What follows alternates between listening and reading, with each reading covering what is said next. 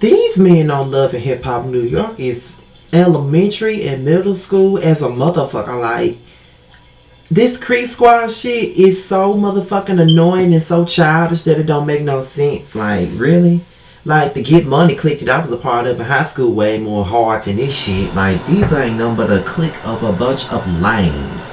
I just had to open up the video with that because that damn shit at the end of the damn episode that I will be getting into soon, but that shit, girl. But anyway, we gonna pick up where we left off last week, which is with Yandy, Juju, and Kimbella.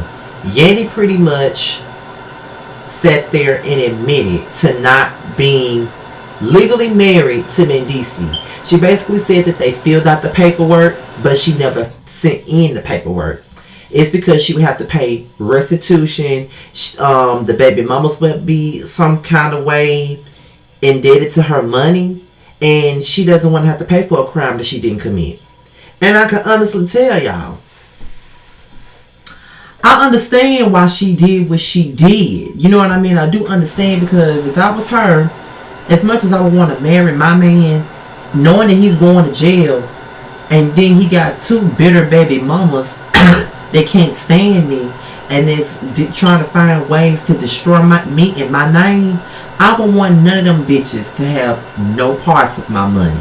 I wouldn't be wanting to sit up here and pay child support to these hoes, like giving them all the money that I work for, all the money that I earn. Why do I have to pay the government for something that I didn't have no dealings with, that I didn't have nothing to do with? Like, I didn't commit a crime. So I get where she was coming from. But on another hand, I'm sitting here and I'm like, you making all these executive decisions. You talking about this is what a wife does, and I'm a wife, and this man never married you.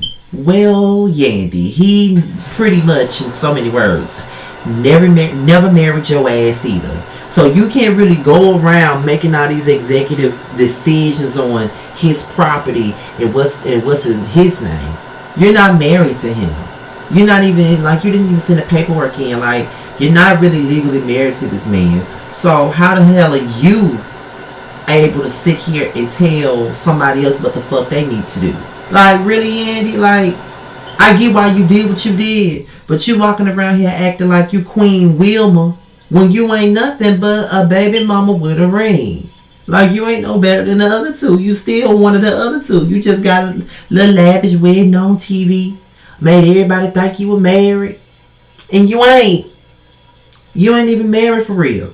So what I'm gonna need you to do, bitch, is to calm your motherfucking nerves. Because as bitter and angry as Erica and Samantha is, you really need to sit your motherfucking ass down, because you letting me know that you ain't really married.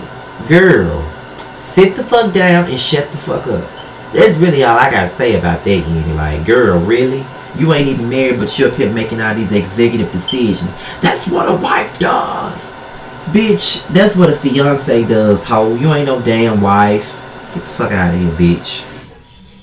So anyway, get into Cardi B. Cardi B and Mariah Lynn. Mariah Lynn feels some type of way because of her altercation with Bianca. And like Cardi B told her, just like everybody else, that Mariah Lynn was fucking wrong for what the fuck she did. You know what I mean? Like, I don't know how the hell she expected, Bianca to react. As a woman this and as a woman that. We ain't thinking about that, bitch. You talking about as a woman this and as a woman that. We ain't thinking about this shit. What we're thinking about is the fact that you went and snitched on somebody that's supposed to be your ride or die. You know what I mean? Like, somebody that's supposed to be your girl. You really went out and snitched on their motherfucking ass. And you think that it's okay that you went out and snitched on their motherfucking ass. Ain't nothing okay about this shit, bitch. It ain't okay. And for you to think that it is really bullshit to me. You know what I mean? I get that you want to be 100 and you want to keep it real, but some situations, like I said in the last video, you just got to keep yourself out of it, because there's no win or losing situation. You're going to be in the middle and you just got to stay right there. You know what I mean? Bianca, that's your friend. Sky's just a bitch you know. That's not your friend. Real talk. I don't care what nobody say. Sky ain't her friend. That's somebody that she fucking knows. Bianca is her friend. And that's what her loyalty should have been. Whether she was right, whether she was wrong. Because you could have told her she was wrong. But you don't go and tell another bitch that your friend wrong. You know what I mean? Like, Real talk, like you don't do that. And I just felt like that was the ultimate betrayal. Like, yeah, I'm wrong, but why would you go and deceive me to another bitch? Fucked up, if you ask me.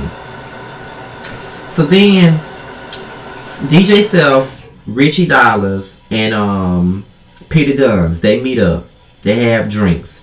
And DJ Self pretty much explains to Peter Guns what's going on. He tells him, you know, I went into business with Mariah Lynn and Cisco tried to take her right from under my nose.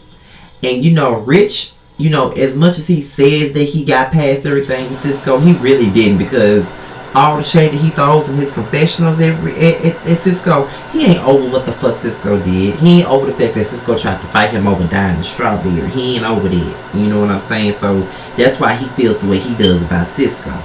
Now, Peter Guns revealed some shocking information when he said that Cisco tried to keep some money off his table. When he went to New Orleans, you know what I mean, to do a show, Cisco blocked that $10,000 check. And you know, Peter Guns need that $10,000 for them 10 kids that he got. So I understand the frustration, you know, like I'm trying to feed all these damn kids and you stepping in front of my motherfucking money. You know what I'm saying? Like, you're trying to keep me from getting paid. You're trying to keep me from doing for my motherfucking kids and putting food on my kids' table. I got all these motherfucking kids and you know that, and you want to sit up here and come between me and my money. That's that bullshit. And Cisco was wrong with that. But I've been saying that Cisco was a fuck boy anyway, and I don't and I don't see why any of them even fuck with this man. Like, he's a spiteful ass bitch, and I don't see how any of them fuck with him. So Remy Ma and Juju, they discussed Remy Ma's marriage situation, and you know, like Remy said, you know, Pap wants to manage her. He wants to manage the kids, and then he wants to rap. And he's not going to have no time to just be her husband. So she feels like she needs to bring somebody else in so she can have her husband instead of management.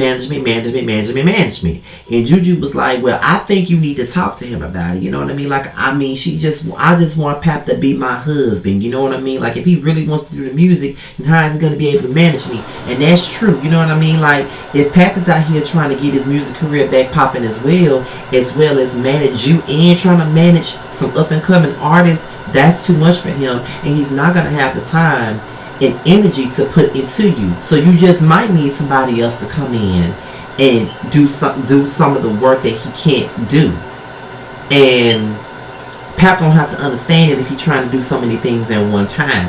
But at the same time, Remy, you do need to talk to your husband about it first. So let's just go ahead and go to where Remy Ma proposes the idea to Pap. Now, the first thing that Pap says is, oh, so you firing me? She says, I'm not really firing you. I just really think that we need someone else because you have a lot going on. You manage me. You're trying to manage the kids. You're trying to get your rap career. And I just feel like in order for you to do all that, you're going to have to step back just a little bit.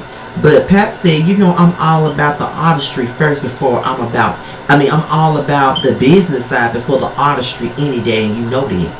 And Remy was like, but I still think that it would be better if, you know, someone else come in. I already met with this lady and she seems very cool. So that's when Pap just pretty much realized that she already went and talked to somebody without him even knowing it. So he feels some kind of way about that, and that just pretty much mirrors the situation with Kirk and Rashida, when Rashida went to Deb Anthony about her rap career and didn't tell Kirk, and Kirk felt some kind of way about that. Mona, you really need to find some more writers because y'all just recycling storylines from these other love hip hop franchises. Child, I'm getting sleepy just doing this motherfucking review. When I say this fucking episode was fucking NyQuil sleep inducing, I'm telling you it was. It just boring. I'm ready for Miami to come through. But he agreed eventually on a trial basis to work with this woman that Remy Ma put up. So then, let's talk about Yandy. Now, she talks to me in DC on the phone, and he confronts her about the Erica situation. And Yandy pretty much said, you know, I ain't never called your baby no slide baby and all that. Now, me personally, I ain't never heard her say it either. But if she's sitting up here constantly calling Erica a slide, I won't be surprised if behind closed doors she was like, that's why that bitch got a slide baby. You know what I'm saying? So, Yandy, please, you know you about said it. You about ain't said it on the camera, but I bet any kind of money, and I know you got it to spend, that you said it. when the cameras were off, but that's neither here nor there. But come to find out, man, DC didn't even know that Yandy didn't send the paperwork in. So he's pretty dumbfounded that she didn't do it. And it's like, girl, so you didn't even tell your own husband that y'all not married legally. And Mendici was mad. You know what I mean? She was like, it's not that simple for me to just send the paperwork off. Well, he said, well, I'm confused because I don't understand what's so difficult about it. Like, why didn't you send the paperwork in? And then she was like, it's not that simple, it's not that simple. And he was like, okay, great. Because she was making up this whole spiel about, well, it doesn't matter. I don't care if we have a paper or not. It doesn't solidify what we got. And he didn't really care about that because he was pissed that he didn't even know that she didn't send the paperwork in. So he hung up in her face. And I'm like, oh, you fraud bitch. You know what I'm saying? So it is what it is. So then we get into Erica and Samantha. She got her locks back to the way they used to be. And she consulted with a lawyer. And she pretty much was confirmed that Yandy was doing the wrong thing, and she wasn't, what she did was against the law, and that the only thing that would have to happen between Erica and Yandy is if she gets an order of protection put on Yandy. But Erica really doesn't want to involve the courts into the situation. So that's when the lawyer pretty much puts out there that, well, according to the information that I've gathered, Yandy and DC not even married. And Erica and Samantha, they all here for it. Like, that was delightful as fuck to hear that. Like, she pretty much explained to them that she didn't really find no marriage certificate or nothing like that. So she was sitting up there like, they were sitting up there like, oh, this fake bitch, this fake bitch. Like, they couldn't wait to go in on her motherfucking ass. And I'm sitting up here like, well, yeah, you did overstep your bounds several times, and you ain't even married to this man. Like, you sitting up here like the big bad wife, like you the Faith Evans of this whole situation. These other bitches is Lil' Kim and Charlie Baltimore, and you ain't no better. What's biggest my other baby mama name? Jan, the one that had Tiana. You is another Jan. These other two bitches are Lil' Kim and Charlie, and you Jan. You know what I'm saying? So girl, have a motherfucking seat now. Like you did the most with that. And that's why they laughing at your ass now. Now you done gave them something to laugh at your ass about. Now you look like a fucking fraud. So then, let's talk about these junior high school students by the name of Richie, Peter Guns, Self, and Cisco. They all have a meeting. And Peter Guns was like, I got an issue with you, and I'd rather speak to you about it like a man. But that's when Cisco decides that he wants to address DJ Self about the Mariah Lynn situation. And he basically said, you ain't really a part of the Cree Squad. I mean, you ain't really shit. So then that's when Peter Guns come in and he confronts him about about him taking $10,000 from him and all of that. Basically saying, you took money from me, bitch. Like, that's what you did. And I want to know why you did that. And so that's when he was like, I most definitely took that money from you. And you want to know why? Because you went into business with this nigga after this nigga did me wrong. So you mean to tell me that you blocked this motherfucking man from getting a paycheck for 10 stacks because he opened a restaurant with Rich? Because you and Rich was beefing over Mariah Lynn and Diamond. This is why they don't need to fuck with you, Cisco. You are a spiteful little bitch, and you act like your period is always on. Like, you really gonna sit up here and sabotage this man who's struggling to take care of 10 kids because of your own beef with Rich, talking about if I don't fuck with him, if you fuck with him, then you don't fuck with me. Like, what the fuck did your beef with Rich have to do with Peter Guns? Honestly. And I'm on Peter Guns' side with this one. I ain't usually on this dirty feet motherfucker side on shit. But in this certain situation, I'm on his side. And he should have whooped your motherfucking ass. You better be glad the security guards got to your ass in time. Because if I was Pete, I would have whooped your fucking ass. And you was very smug and overly confident about what the fuck you did. And what the fuck you did was wrong, Cisco. Like, you knew you was fucked up for doing this shit. You knew you were. And you don't give a fuck. And you know what? It's okay that you don't give a fuck. But at the end of the day, you can expect these men to want to be your fucking friend after the fact. Like, you really sit up there and try to take food out this man's mouth and out of his kid's mouth, all because of your own petty situation with Rich. Then you just try